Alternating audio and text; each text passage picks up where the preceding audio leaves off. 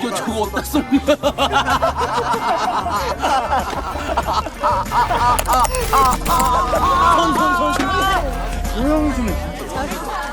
Duty After School Episode 2 starts with the students inside wondering what the huge thud was. Meanwhile, Kwon Il-ha and Chi-yeol watch horrified as Young-hoon is swallowed by the sphere. Chi-yeol tries to get close but Lieutenant Lee arrives just in time to stop him. He takes them inside and has a meeting with Park Yoon-young, who is saddened to hear of Young-hoon's passing. She is worried that the school is no longer safe as the government had said. She also reminds Lieutenant Lee that Young-hoon was a student, not a soldier. She asks to send the kids back home. However, Lieutenant Lee tells her that they can't send the students home and he has orders to keep quiet about the truth. He assures her that countermeasures are being put in place and everything will be handled according to military laws. He asks her to convince the students not to say anything about Young-hoon's death. Kwon Il-ha and Chi-yeol agree to lie to the other students that Young-hoon severely injured himself and went home. Kwon Il-ha is worried that he is to blame for Young-hoon's death and threatens Chi-yeol to keep it a secret. The other students are curious to know more, but they don't question the validity of the story. Elsewhere, Lieutenant Lee has a flashback about what happened to his division when they hit the sphere with a panzer. The sphere attacked them with a vengeance and most of them didn't survive. The next morning, Park Yoon-young reports to school as usual while listening to the warnings on the radio not to approach a sphere when it falls. The students wonder what happened to the gym where a sphere fell. The rest of the students are oblivious, but Kwon Il-ha and Chi-yeol seem sad.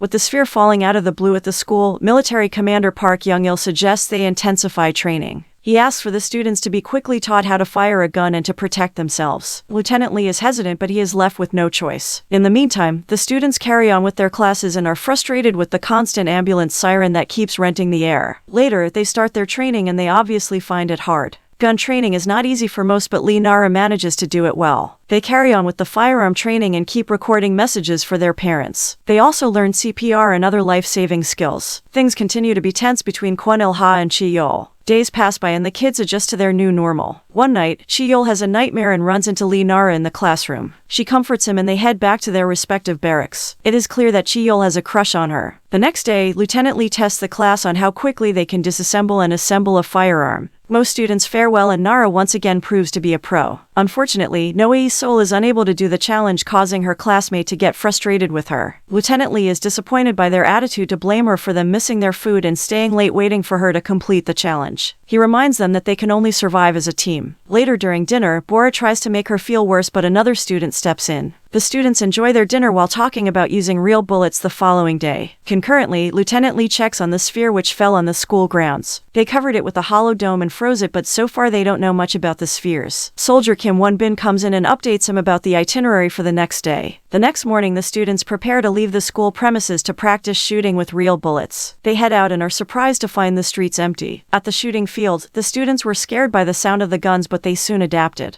Nara does exceptionally well and is praised by Lieutenant Lee. They also meet students from other schools and finally, they set off to return to the school after their lessons. On their way, Lieutenant Lee and Kim Won-bin stop the group to investigate a noise. They ask the teacher and the students to stay together and wait. Against Lieutenant Lee's advice, Hae-rak and T-man decide to visit a convenience store they passed on the way for snacks. They find no one in the store and grab a few snacks they had been craving. Teacher Park Yoon-young realizes the students are missing and informs Soldier So Ji-yoon, who leaves with another soldier to look for the kids. Kook Young-soo informs the teacher that Hae-rak and T-man were talking about a convenience store and she leaves with Kim Yoo-young to get the two boys. Soon, Kim Yoo-young spots a gun, but upon closer inspection she sees that other body parts are missing. She screams, alerting the teacher and other students to the scene. On the other hand, Lieutenant Lee and Kim Won-bin realize a sphere that dropped before is missing. Teacher Park Yoon-young spots blood and goes to investigate even though Chi-yeol asks to stay put. In desperation, Chi-yeol reminds her how Young-hoon died and other students are shocked to learn he is dead. Nevertheless, Teacher Park Yoon-young proceeds to investigate what is happening. She sees the spheres and the dead bodies of the students from different schools and screams for the kids to run. The spheres start attacking and the teacher picks up a gun and shoots as many as possible. Sadly, she runs out of bullets and is killed as the students watch. Another soldier arrives and he is decapitated by the spheres. The students realize they need to start running and they break into small groups trying to escape.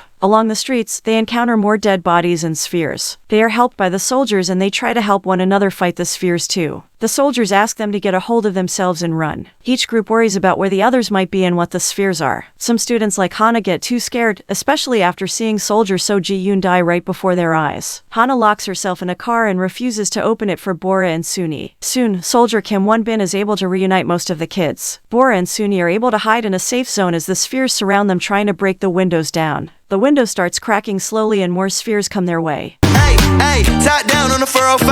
Half hour late, we on LA time.